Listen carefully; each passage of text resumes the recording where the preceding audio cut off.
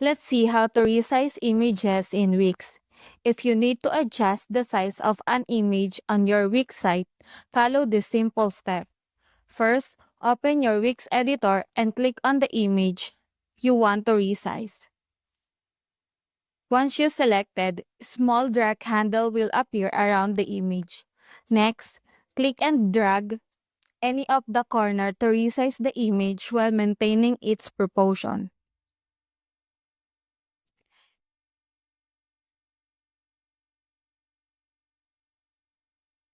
If you need a custom size, you can also use the setting panel to enter specific dimension.